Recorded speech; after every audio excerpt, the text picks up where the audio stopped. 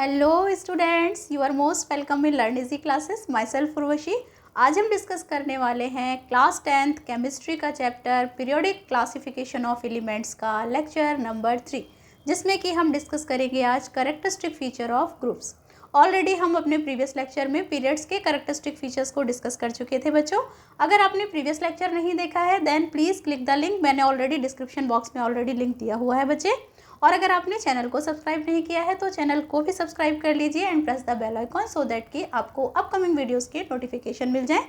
तो चलिए अब हम स्टार्ट करते हैं characteristic feature of groups. Groups आपको पता है जितने भी ऐसे वर्टिकल कॉलम किए गए थे मॉडर्न पीरियोडिक टेबल में, जो भी वर्टिकल कॉलम थे हमने उसको 8 वर्टिकल कॉलम्स में डिवाइड किया था और 8 जो वर्टिकल कॉलम है उन्हें हमने क्या नाम दिया था? ग्रुप्स। तो क्या फ़र्क पड़ता है ग्रुप्स में जब हम डाउनवर्ड डायरेक्शन में जाते हैं, यानी कि ऊपर से नीचे की तरफ हम जा रहे हैं अगर किसी भी ग्रुप्स में, तो वैलेंस इलेक्ट्रॉन या फिर आउटर मोस्ट ऑर्बिट के इलेक्ट्रॉन की संख्या पर क्या फ़र्क पड़ेगा? वैलेंस इलेक्ट्रॉन कितना इंक्रीज होगा या डिक्रीज होगा while going on downward direction in a particular group? On moving down in a particular group of the periodic table, the number of valence electron in the elements remains same. कोई change नहीं होगा, चाहे हम top का element उठा लें किसी भी ग्रुप का या फिर बॉटम का या फिर मिडिल का, उसके जो आउटर मोस्ट ऑर्बिट के इलेक्ट्रॉन्स हैं वो सेम रहेंगे।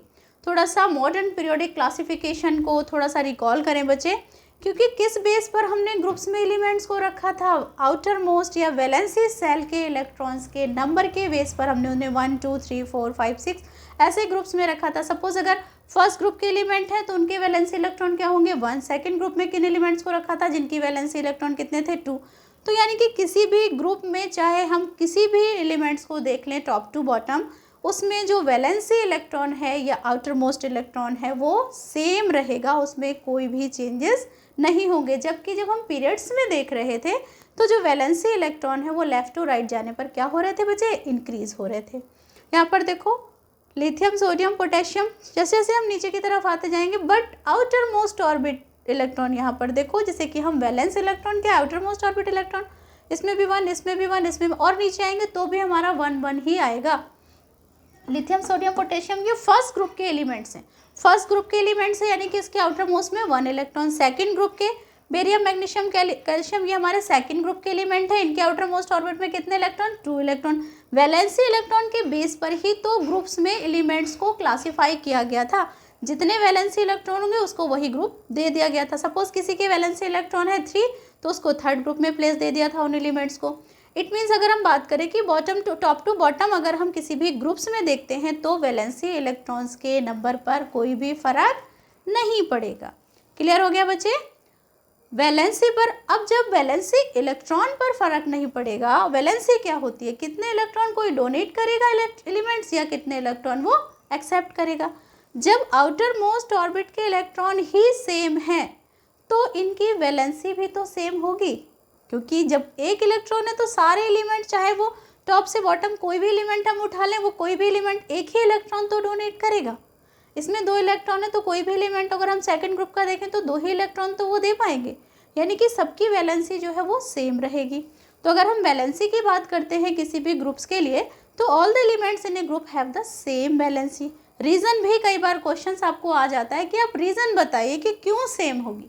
Because the outer most orbit में जो इलेक्ट्रॉन्स है वो सेम है तो इसकी वैलेंसी भी सेम होगी। अब चलिए हम आते हैं साइज ऑफ एटम्स के बारे में। साइज ऑफ एटम जब हमने पढ़ा था पीरियड्स के कैरेक्टरिस्टिक फीचर तो क्या हो रहा था? लेफ्ट टू राइट जाने पर साइज ऑफ एटम या एटॉमिक साइज क्या हो रहा था? डिक्रीज हो रहा था। जबकि हम टॉप टू बॉटम की तरफ चलेंगे तो जो एटॉमिक साइज है वो क्या होगा? इंक्रीज होगा। लिथियम से लेकर अगर हम सीजियम तक, lithium, sodium, potassium, rubidium, caesium तक जाएंगे तो एटॉमिक साइज क्या होगा? इंक्रीज होता है। जब किसी ग्रुप में हम टॉप टू बॉटम की तरफ चलते हैं तो एटॉमिक साइज हमारा इंक्रीज हो जाता है। मेटेलिक कैरेक्टर्स पर क्या फ़र्क पड़ता है? मेटेलिक कैरेक्टर्स भी हमारा इंक्रीज होता है टॉप टू बॉटम की तरफ जाने पर किसी भी ग्रुप्स में। On going down in A group metallic character of elements increase. जब हम ऊपर का अगर हम सपोज मैं बात करूं बेरियम और कैल्शियम, किसका मेटेलिक करेक्टर ज़्यादा होगा? तो जाहिर सी बात है कि टॉप टू बॉटम जब हम नीचे की तरफ आएंगे तो मेटेलिक करेक्टर क्या होगा? इंक्रीज होगा। इट मीन्स कैल्शियम का मेटेलिक करेक्टर जो है वो ज़्यादा होगा बजाय कि बेरियम के। तो इट मीन्स मेटेलिक करेक्टर नीचे की ओर आने पर क्या हुआ? इंक्रीज हुआ। केमिकल रिएक्टिविटी पर क्या फ़र्क पड़ता है? केमिकल रिएक्टिविटी जब भी हम ग्रुप्स में डिस्कस करेंगे, क्योंकि हमने अलग अलग ग्रुप्स में डिस्कस किया था, ग्रुप्स में भी कौन से ऐसे ग्रुप्स हैं जिनमें मेटल हैं और कौन से ऐसे ग्रुप्स हैं जिनमें नॉन मेटल हैं। जब हम पीरियोडिक करेक्टरिस्टिक फीचर डिस्कस कर रहे थे तो फर्स्ट टू लेकर थर्ड तक तो हमारे क्या थे? मेटल्स थे। फिर जो फोर्थ ग्रुप में थे वो क्या थे? मेटेलॉइड्स थे। और उसके बाद अप टू क्लोरीन तक सेवेंथ ग्रुप तक क्या थे? हमारे नॉन मेटल थे। तो मेटल और नॉन मेटल दोनों के अलग अलग हम ग्रुप्स में डिसाइड करेंगे कि किस तरीके से केमिकल रिएक्टिविटी पर फर्क पड़ेगा। Chemical reactivity of metal increase while going to top to bottom. जब हम किसी भी पर्टिकुलर ग्रुप में मेटल के अगर हम ग्रुप की बात करें, जैसे लिथियम सोडियम पोटेशियम, यहाँ पर ये क्या है? मेटालिक ग्रुप है। ये भी मेटालिक ग्रुप है क्योंकि फर्स्ट सेकंड थर्ड ये तीनों हमारे मेटालिक ग्रुप थे। तो अगर हम मेटालिक ग्रुप की बात करें तो जो केमिकल रिएक्टिविटी है किसी भी मेटल की वो इंक्रीज होती है टॉप से बॉटम की तरफ जाने पर। बट जो नॉन मेटल हैं उनकी जो केमिकल रिएक्टिविटी है वो डिक्रीज हो जाती है। तो अगर हम ग्रुप्स में केमिकल रिएक्टिविटी की बात करें तो मेटल और नॉन मेटल हम दोनों को कैटेगराइज करके केमिकल रिएक्टिविटीज़ को बताएंगे कि नॉन मेटल में क्या होता है और मेटल में क्या होता है। मेटल में क्या होगा? रिएक्टिविटी इंक्रीज होगी और नॉन मेटल में रिएक्टिविटी क्या होगी बच्चे? डिक्रीज हो जाएगी while going on top to bottom in a particular group. Nature of oxides पर क्या फ़र्क पड़ेगा? अब वैलेंसी इलेक्ट्रॉन भी सेम था, यहाँ पर वैलेंसी भी सेम है, तो इनके ऑक्साइड्स के नेचर पर भी कोई फ़र्क नहीं पड़ने वाला। चाहे हम टॉप का एलिमेंट्स देखें और चाहे हम बॉटम का या मिडिल का कोई भी एलिमेंट्स उठा लीजिए, there is no change in nature of oxides of elements. तो जब भी हम ग्रुप्स के कैरेक्टरिस्टिक फीचर डिस्कस करेंगे तो हम ग्रुप्स में एक चीज़ ध्यान रखते हैं कि ग्रुप्स की वैलेंसी सेम होती है, वैलेंसी इलेक्ट्रॉन सेम होते हैं।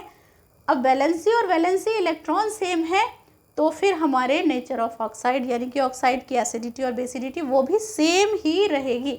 अगर किसी ग्रुप में बेसिक ऑक्साइड्स हैं तो वो टॉप टू बॉटम हम कोई भी देखेंगे वो बेसिक ही होंगे। अगर किसी ग्रुप में एसिडिक ऑक्साइड्स हैं तो वो top to bottom acidic oxides भी होंगे। ऐसा नहीं है कि टॉप का एसिडिक हो जाए और बॉटम का आपका बेसिक हो जाए। ओवरऑल चाहे हम टॉप से बॉटम तक देखेंगे तो नेचर ऑफ ऑक्साइड आपका रिमेन वो सेम ही रहेगा। सो क्लियर हो गया। साइज ऑफ एटम में आपको थोड़ा सा समझना है, मेटालिक करेक्टर और केमिकल रिएक्टिविटी। बाकी ये सारी तीन चीज़ें जो है वैलेंसी इलेक्ट्रॉन, वैलेंसी और नेचर ऑफ ऑक्साइड, ये ग्रुप में सेम होता है। पीरियड्स के करेक्टर्स हम डिस्कस कर चुके। तो क्लियर हो गया बच्चों कि करेक्टरिस्टिक फीचर पीरियड्स के क्या होंगे और ग्रुप्स के क्या होंगे। ये बहुत इंपॉर्टेंट है, इनमें से बहुत सारे क्वेश्चंस आते हैं, ऑब्जेक्टिव भी। इसके क्वेश्चंस भी मैं आपको आगे लेक्चर में डिस्कस कर लूँगी। ओके गाइज, तो मिलते हैं नेक्स्ट लेक्चर में। Bye bye.